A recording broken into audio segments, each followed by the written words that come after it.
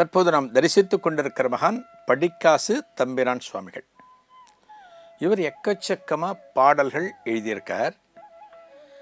அந்த பாடல்களில் இருக்கக்கூடிய பொருள், அதனுடைய அர்த்தம், இன்னைக்கு நம்ம அந்த அர்த்தத்தை கேட்டாலுமே நமக்கெல்லாம் ரொம்ப பயனுள்ளதாக இருக்கும். காசு பணம் அதிகம் சேர்ந்தது எல்லாவற்றையும் ஏழை மாணவர்களுடைய கல்விக்கு, வசதி இல்லாதவர்களுக்கு எல்லாவற்றையும் கொடுத்து முடித்தார் இல்லையா? எல்லாத்தையும் பார்த்தோம், எல்லாத்தையும் கொடுத்து முடித்தார். இவர் தன்னோட பாடல்களில் நமக்கு நிறைய உபதேசங்கள், நல்ல வழிகள் நமக்கு சொல்லியிருக்கார். இந்த படிக்காசு அப்படிங்கிறது, இப்போ நம்ம வீட்டில் நம்ம எங்கேயாவது வெளியில் போகிறோம் அப்படின்னா, நம்ம சின்ன பையனாக இருக்கோம்னு வச்சுங்களேன், ஒரு 40 வருஷத்துக்கு முன்னாடி யோசிச்சு பாருங்கள்.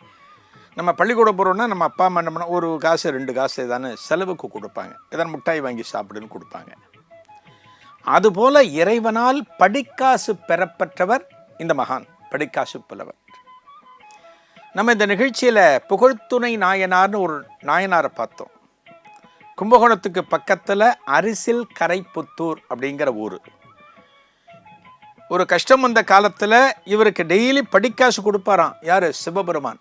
அவருக்கு பேர் என்ன தெரியுமா? படிக்காசு நாதர்னு பேர். இந்த ஈஸ்வரனுக்கு பேர் படிக்காசு நாதர்.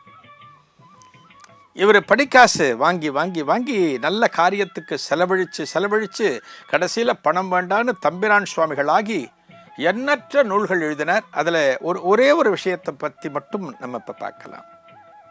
அவர் சொல்லுவார், அதனுடைய பொருள் மட்டும் பார்ப்போம். மனுஷன் இருக்கான், மனுஷன் எப்படி வாழறான்? இஷ்டத்துக்கு வாழறான், தன் மனம் போல வாழறான், நினச்சதை செய்யறான். யாரையான பகைச்சுக்கணுமா? ஒரு நல்லவர்களை கூட பகைத்து கொள்கிறான். ஐயோ இவன் நல்லவனாச்சே, இவன் கூட நம்ம நல்ல நட்பு வச்சிருக்கணுமே அப்படின்னு யோசிக்கிறது கிடையாது. ஒரு நல்லவர்களை கூட உதறி தள்ளுறான். என்ன காரணம்? ஆணவம். ஒரு இளைஞன் நமக்கு வயசு கம்மி அப்படிங்கிற ஒரு ஆணவத்தில், ஒரு செருக்கில் பலரையும் பகைத்து கொண்டு வாழ்கிறான். வாழுகின்ற நாட்களில் பாவத்தை பெருக்கிக் கொள்கிறானே தவிர புண்ணியத்தை சேர்க்கிறது கிடையாது. யாருக்கும் எந்த நல்லதும் பண்ணுறது கிடையாது. பக்கத்து வீட்டுக்கார, எய்த்து வீட்டுக்கார ஒரு கோவிலுக்கு போனால் யாருக்கும் நல்லது பண்ணுறதே கிடையாது. அதே போல் வாழ்ந்து போயின்னு இருக்கான். அவனுடைய வயோதிக காலம் வருகிறது. யார் சொல்கிறா? இந்த பாடல் படிக்காசு புலவருடைய பாடல். அதனுடைய அர்த்தத்தை நான் சொல்கிறேன். ஒரு பாடலில் வரக்கூடிய பொருள் நான் சொல்கிறது. இப்போ என்ன பண்ணுறான்? வயசான காலத்தில் உட்காந்துட்டு இருக்கான், படுத்துட்டு இருக்கான், எந்திரிக்க முடியல, பேச முடியல, நடக்க முடியல. அவன் யோசிக்கிறான், ஆஹா நம்ம எவ்வளவு தப்பு பண்ணினோம், நம்ம எவ்வளவு தப்பு பண்ணினோம் வாழ்க்கையில் இளமையில் இருக்கிற போது. அதன் பிறகு எத்தனையோ சந்தர்ப்பங்கள் வந்துமே நாம் அனைத்தையும் வீணாக்கி விட்டோமே, நம்ம ஒன்றுமே செய்யலையே யாருக்குமே, இப்போ ஏதானு நல்லது பண்ணலாமா அப்படின்னு அவன் நினச்சா அவனால் எந்திரிக்க முடியாது, அவனால் வெளியில் போக முடியாது. யார்ட்டையானு கேட்க முடியுமா? பகவானே நான் நிறைய பாவம் பண்ணிட்டேன், நான் வாழ்ந்த காலத்தில் எந்த ஒரு நல்லதும் செய்யலை, நான் நிறைய பாவத்தை பண்ணியிருக்கேன், எனக்கு கொஞ்சமாக டைம் கொடு, நான் இப்போ தான் எல்லாத்தையும் ரியலைஸ் பண்ணி பார்க்குறேன், இப்போ தான் நான் யோசிக்கிறேன், இப்போ தான் என்னோடய சிற்றறிவுக்கு தெரிகிறது, எனக்கு கொஞ்சம் நேரம் கூட, நான் வெளியில் போய் ஏதானு நான் புண்ணியத்தை பண்ணிட்டு வந்துடுறேன் அப்படி சொன்னால் நம்மளால் போக முடியுமா? அவர் யார் கேட்குறா? படிக்காசு புலவர் கேட்கிறார். நம்மளால் போக முடியுமா? போய் செய்ய முடியுமா? ஒன்றும் பண்ண முடியாது, ஒன்றும் பண்ண முடியாது. ஒரு பூனை, இதுவும் படிக்காசு புலவர் சொல்கிறது தான், நான் சொல்கிறது இல்லை.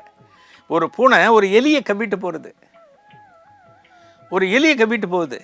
அந்த எலி சொல்கிறதான் பூனைக்கிட்ட, ஏ பூனை பூனை என்னை விட்டுரு, பூனை என்னை கொஞ்சம் விட்டுட, நான் வாழணும்னு ஆசையாக இருக்கு, என்னை சாப்பிட்றதுக்கு பிடிச்சிட்டு போறியேன்னு அந்த எலி அழுவான்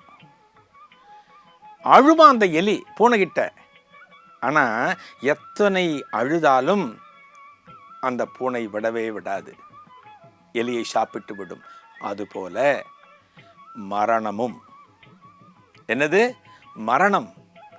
ஒரு நாள் உன்னை தேடி வரும். நீ அப்ப எவ்வளவு அழுதாலும் உன்னால அதை தள்ளி போட முடியாது. முடிஞ்சு போச்சு உன் வாழ்க்கை. கடைசியில் உக்காந்து ஓன்னு கதறியே, கடைசி காலத்தில் உக்காந்து நான் புண்ணியமே செய்யலை, நான் பாவமே செஞ்சுட்டேன் அப்படின்னு சொல்றியே, நீ யோசிச்சு பார்த்துருக்கிய அப்படின்னு படிக்காசு புலவர் சொல்லிட்டு கடைசியாக சொல்கிறார், நம்ம அத்தனை பேரையும் பார்த்து சொல்கிற, நல்ல வயசு இருக்கும்போது நிறைய நல்லது பண்ணுங்க, புண்ணியத்தை சேருங்க, பாவத்தை சேர்க்காதீங்க. கடைசி காலத்தில் உங்களால் ஒன்றும் பண்ண முடியாது. நான் புண்ணியம் இப்போ செய்யலாமே நீங்கள் நினைப்பீங்க, செய்ய முடியாது, எந்திரிக்க முடியாது. உடல் நல்லா இருக்கும்போது, நல்ல சக்தி இருக்கிற போது, நல்ல வலு இருக்கிற போது பாதி பேருக்கு நல்லது பண்ணுங்க அப்படிங்கிறார் படிக்காசு புலவர். நமக்கெல்லாம் ரொம்ப இந்த காலத்தில் தேவை தானே இந்த அட்வைஸ். இதைத்தான் நாம் பின்பற்ற வேண்டும். இதை பின்பற்றி இந்த மகான் சொன்னபடி நம்ம வாழ்ந்தோம் அப்படின்னா நமக்கு அடுத்த பிறவி என்பதே இருக்காது. அதுதான் இந்த வாழ்க்கையினுடைய முக்கியமான குறிக்கோள். நாளைய குருவே சரணம் நிகழ்ச்சியில் நம்ம தரிசனம் பண்ண போகிற மகான் போதனா சுவாமிகள் அப்படின்னு பேர். அற்புதமான மகான் போதனா சுவாமிகள். நாளைய குருவே சரணத்தில் இந்த மகானை தரிசிக்கலாம். நன்றி, வணக்கம்.